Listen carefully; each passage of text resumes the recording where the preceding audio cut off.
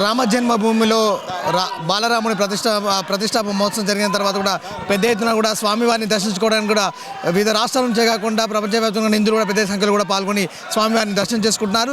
అలాగే రామ మందిర నిర్మాణం కోసం ఎన్నేళ్ళు శ్రమించిన వారికి ప్రతి ఒక్కరికి ధన్యవాదాలు, శుభాకాంక్షలు తెలియజేస్తూ ఈ యొక్క కళ 500 ఏళ్ల కళ సాకారమైనప్పుడు కూడా చాలామంది భక్తులు వారు సంతోషాన్ని వ్యక్తం చేస్తున్నారు. రామ మందిర నిర్మాణం జరిగినప్పటికీ బాలరాముని ప్రతిష్ఠ తర్వాత తెలుగు రాష్ట్రాల నుంచి కూడా కొంతమంది భక్తులు వచ్చారు. స్వామివారిని దర్శించుకోవడం ప్రస్తుతం వారు మనతో ఉన్నారు. ఎలా ఉంది అనుభూతి? ఎలా జై శ్రీరామ్. రాముడు దర్శనం మాకు అయోధ్య రావడం జన్మదినమైంది. ఆన్ ది వే వెహికల్ పట్టుకొని వచ్చాం. రాముడు దర్శనం అవుతుందా అవ్వదా అనే భయంతో వచ్చాం. కానీ రాముడి దర్శనం చాలా గొప్పగా ఏర్పాట్లుగా అన్నీ బాగున్నాయి. చాలా హ్యాపీగా ఫీల్ అవుతున్నాం. ఇప్పుడు స్టార్ట్ అయ్యారు, ఎన్ని రోజుల ముందు? 19 days, అదే 19 బయలుదేరాం. 6 days అవుతుంది. 6 days అనిపిస్తుంది. చిన్నప్పుడు రామ మందిరం, రామ జన్మభూమి అనే అంశాలను తీసుకుంటే మీ తండ్రులు కానీ మీకు చెప్పినప్పుడు ఇప్పుడు రామ మందిర నిర్మాణం జరిగింది, ఎలా అనిపిస్తుంది? చాలా చాలా అద్భుతంగా, చాలా జన్మధన్యమైనట్టు మాకు అనిపిస్తుంది. జరగలేని మాట్లాడు. మీరు చెప్పండి, ఎందుకంటే చిన్నతనం నుంచి కూడా రామ మందిర నిర్మాణం గురించి కూడా అక్కడ గొడవలు అవుతుంటాయి, చేస్తుంటాయి. ఈ రామ మందిర నిర్మాణం అయిన తర్వాత, బాలరాముడు ప్రతిష్ఠా మహోత్సవం జరిగిన తర్వాత ఇదంతా యావత్ ప్రపంచానికి కాకుండా యావత్ హిందువులకు ఏ విధంగా అనిపిస్తుంది? ప్రత్యేకంగా మీరు తెలుగు రాష్ట్రాల నుండి వచ్చారు. తెలుగు రాష్ట్రాలు కూడా భక్తి భావజనంతో పెద్ద ఎత్తున కూడా దేవులను నమస్కరిస్తూ ముందుకు సాగుతుంటారు. ఈ యొక్క మందిర నిర్మాణం గురించి ప్రధానంగా మీరు ఏం చెప్తారు? ప్రస్తుతం భగవంతుని దర్శించుకొని బయటకు వచ్చామండి. ఇంకా మాకు ఆ తాలూకు దీంట్లో నుంచి బయటికి రాలేకపోతున్నాం.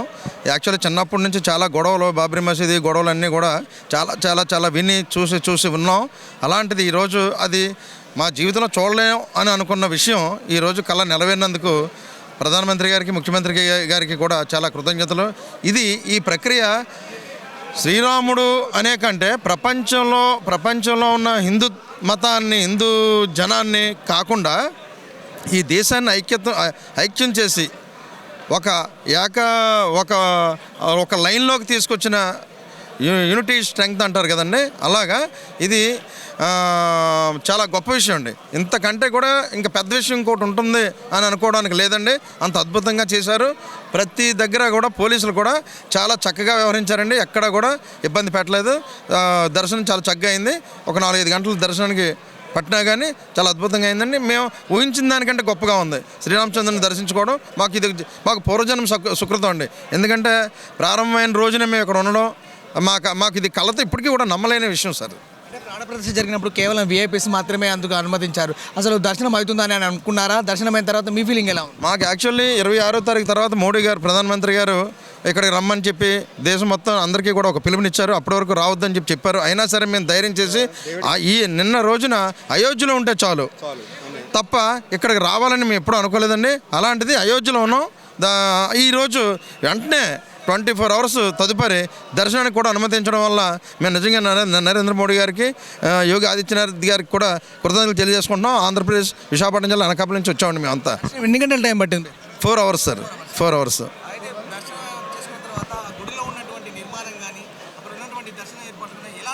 చాలా అద్భుతం సార్. అది మా ఊహలకి కానీ అందని విషయం. అది చాలా నిర్మాణ శైలి కానీ, ఆ తాలూకు విషయం కానీ, స్వర్గలోకం ఎలా ఉంటుందో అలా ఉందండి ఇక్కడ. మరొకరు సార్ చెప్పండి, ఎలా ఉంది దర్శనం? ఎలా అనిపిస్తుంది? జై శ్రీరామ్. మాది ఆంధ్ర నుంచి వచ్చామండి. నిజంగా ఇది 497 సంవత్సరాల ఇది కళ. నిజంగా ఇక్కడ మన సీఎం ఆదిత్య గారు ఉండడం, అక్కడ నరేంద్ర మోడీ ఉండడం, వీళ్ళిద్దరి కలయిక వల్ల ఇక్కడ రామ మందిరం నిర్మించడం అన్నది నిజంగా మన ప్రపంచానికి ఒక గర్వకారణం. మనం ఇండియాలో పుట్టడం మన గర్వకారణం. ఇంకో విషయం ఏంటంటే ప్రతిదీ కూడా మత్తత్వం కాకుండా ఒక యునైటెడ్గా తీసుకొస్తే బాగుంటుంది. నరేంద్ర మోడీకి యాక్సెప్ట్ చెప్పవచ్చు ఆ విషయంలోని.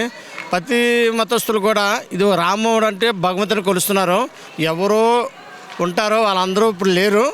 ఈ మందిరం నిర్మించేందుకు ఇప్పటికి రావడానికి మేము అందరూ చాలా ఆనందిస్తున్నామండి. నిజంగా ఇది జన్మ చేసిన ఇది జన్మ అనుకుంటాం. ఎందువల్లంటే ఈ వేళ దర్శనం అవ్వదనుకున్నాం. ఓన్లీ విఐపీలు లక్షలు ఇచ్చారన్నారు. మా ఇంట్లో వాళ్ళందరూ కూడా ఎందుకు ఇచ్చారు, సీఎంగా రావద్దన్నారు, ఎందుకు వెళ్ళని అన్నారు అని మేము తెగించి 5 వచ్చినందుకు నిజంగా ఏ జన్మలో మేము పుణ్యం చేసుకున్నాం. మరి ఒకసారి మన సీఎం గారికి, మోడీ గారికి అభినందనలు తెలియజేస్తున్నాం అండి. జై హింద్. చాలా చిన్నప్పటి నుంచి కూడా పెద్ద ఎత్తున కూడా రామ జన్మభూమిలో రామ్లలా నిర్మాణం కూడా ఒక కళలాగానే భావించారు. ఇప్పుడు నిర్మాణం జరిగింది. ఈ అద్భుతాన్ని మీకు ఏ విధంగా అనుభూతి పొందారు? ఇది నిజంగా అది ఊహించిన విధంగా ఉందండి. ఇందులో ఇలా అవుతుంది అనుకోలేదు. ఇంకో విషయం ఏంటంటే నిజంగా ఇది కళ ఉండిపోద్ది అనుకున్నాం. మా నాన్నగారు మా అమ్మగారు చెప్పేటప్పుడు ఇది కళ ఉండిపోద్ది జరగదు అనుకున్నాం. నిజంగా మనకు మన మోడీ గారు యొక్క ఆయన యొక్క మన మాటలు చెప్పలేంది. ఆయన తోడు మన సీఎం గారు అయ్యారు.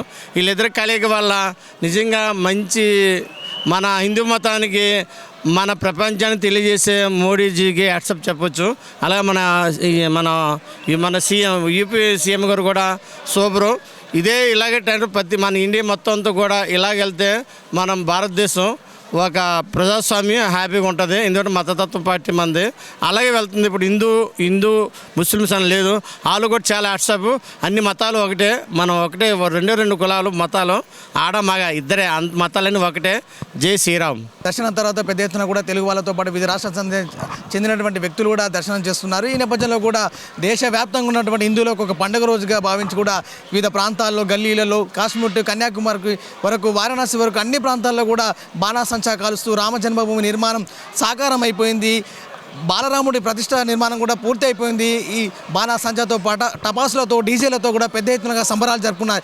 దేశంలో కానీ చరిత్రలో కానీ హిందూ జాతి పుట్టినంత కాలం ఈ యొక్క రోజు గొప్ప దినమని కూడా హిందువులు భావిస్తున్నారు. అలాగే ఇతర మతాల వారు కూడా ఈ యొక్క నిర్మాణాన్ని కూడా పెద్ద ఎత్తున కూడా స్వాగతిస్తూ కూడా హర్షం వ్యక్తం చేస్తున్నారు. దేశంలో ఉన్న అన్ని మతాల వారు కులాల వారు ఐక్యంగా ఉండి ఒకటే విధానంగా ముందుకు వెళ్తుంటే ఎలాంటి ఇబ్బందులు కలగకుండా అలాగే ఈ నిర్మాణం కలగానే ఉంటుంది అనుకున్నట్టు కూడా సాకారమైన తర్వాత కూడా భక్తులు ఆనంద బాష్పాలతో కొంతమంది కన్నీటి పర్యంతం అవుతున్నారు. మరికొంతమంది ఆనందపడుతున్నారు.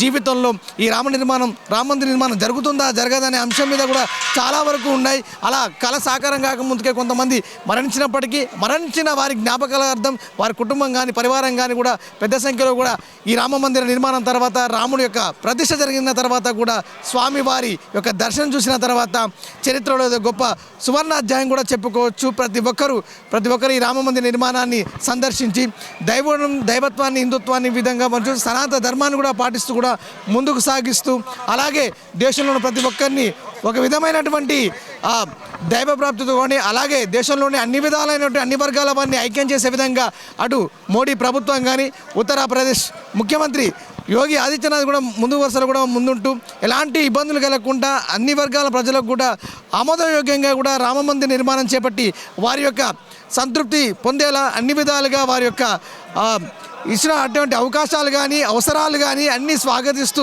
నిర్మాణం చెప్పినట్టు కూడా చేపట్టినటువంటి దశలో కూడా యోగి సీఎం ఆదిత్యనాథ్ గారికి అలాగే పీఎం మోడీ గారికి కూడా ధన్యవాదాలు తెలియజేస్తున్నారు.